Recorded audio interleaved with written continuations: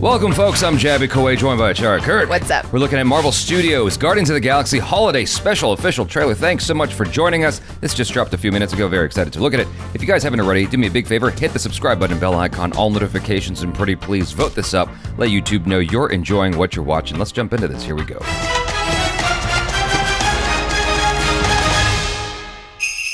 Aw. I just saw on the calendar that right now on Earth, it's almost Christmas time. We don't have time for trivialities like Christmas. But Peter's so sad about Gamora being gone. Oh. Maybe if we go to Earth for a really wonderful Christmas gift, it would make him happy.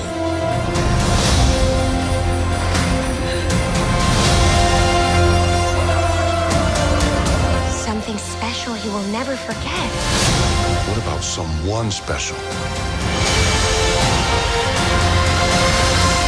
We're looking for the legendary Kevin Bacon. What? Looking for the legendary Kevin Bacon. I just said that, Drax. But your voice is small and mousy. I think maybe he didn't hear you.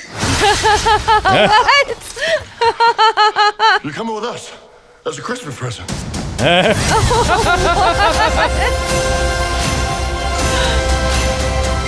Oh my god.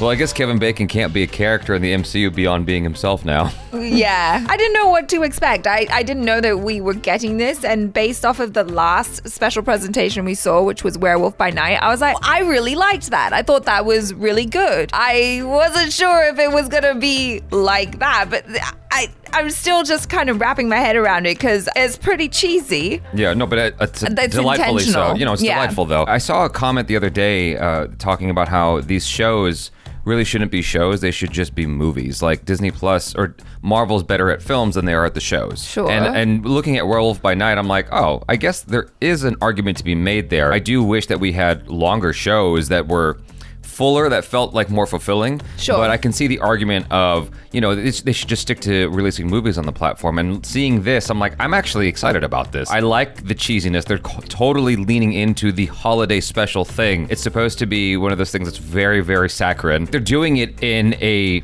Guardians of the Galaxy kind of way. Right. I mean, they're literally trying to kidnap Kevin Bacon. Yeah, I think that part had me more sold than anything. Starting out, it did seem very saccharine, like you say, which is in line with Christmas specials. Well, exactly. But then as soon as they were like, let's kidnap Kevin Bacon, I'm like, okay, and now I'm on board. I do wonder how far that goes, because is a holiday special considered canon? Like, is that officially part of the MCU greater storyline? And can Kevin Bacon be fully integrated as part of the team and constantly referred to as Kevin Bacon in the MCU? Good question. Could he be part of the Guardians of the Galaxy in the next movie? You know, and like, is it one of the complaints I heard in a YouTube video about She-Hulk was this YouTuber doesn't like She-Hulk, but he's frustrated because he has to watch it in order to keep up with the greater story. There are little things that bridge one story to the next. True. Inside of She-Hulk. Yeah. And I'm like, okay, I can see that. Now, is the holiday special the same thing? Or is it one of those things that you can skip and you won't be lost? I think what they're trying to do is they're trying to introduce Kevin Bacon as a real member of the Guardians of the Galaxy. Are you serious? Playing himself. Right? Okay, just I thought this was a roll with one-off me. joke. Okay. No, roll with me for a second. All of the shows and movies and stuff so far have been introducing new characters, albeit they're very young. But this time, maybe the holiday special is there to introduce Kevin Bacon, because he is, after all, the legendary Kevin Bacon. Yeah, and then there'll be a dance-off of some kind. Yes, If Kevin Bacon Footloose. still has the moves. For sure. You think he still has the moves? Yeah. I don't know. He's Kevin Bacon. What we're seeing here in the trailer is that most of the story is not with Chris Pratt. Most of the story is with Drax and the antenna lady.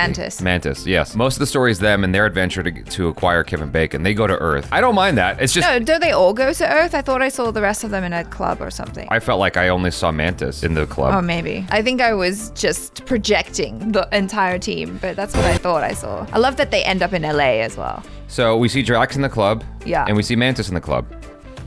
Okay. And no, Chris Pratt But is not in the club. But Groot is there. Groot is not They're on Earth. No, this is not Earth. They brought stuff back to wherever they're at with all the Christmas lights and stuff like that. I mean, look at the people in the background. That's not Earth. Those are Fair. aliens in the background. This is definitely This not is very Earth. confusing. It's not confusing at all.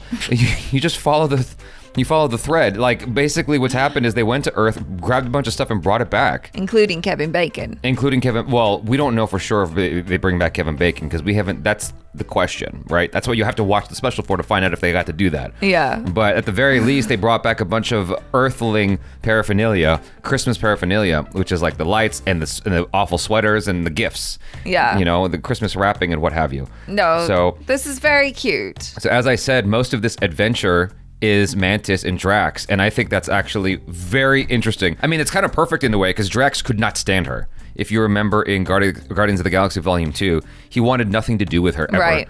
I mean, there were some moments where he was like sort of sweet, but ultimately he was kind of a dickhead to her. And so he's like that to everyone. He's like that to everyone, but especially to her. It was like, I remember this one line that I found kind of cringeworthy, which is like, he goes, "Oh no." And she goes, "What?" He goes, "I was just imagining having sex with you." I'm like, what? Why is that line in this movie? But that's the kind of relationship that they had. Right. And so I wonder what the arc of that is going to be, or if they're going to be in the same place where they start at the end of the film. Groot is fully formed. He's a big boy now. Fully grown up and like bulked up and whatnot. Flexing. With holiday specials, I feel like oftentimes things are done in such a way so as to conserve budget. That's what I'm a little bit afraid of. I'm just trying to think of when was there a holiday special of something that was really good? Well, it's leaning into it being lower budget, right? You're supposed to, that's par for the course. You accept that. Right. Right. Like at Christmas time, all you want to do is watch Christmas movies. Doesn't really matter about how high quality they are. Right. Well, what I'm driving at is that I don't mind it being more lo-fi.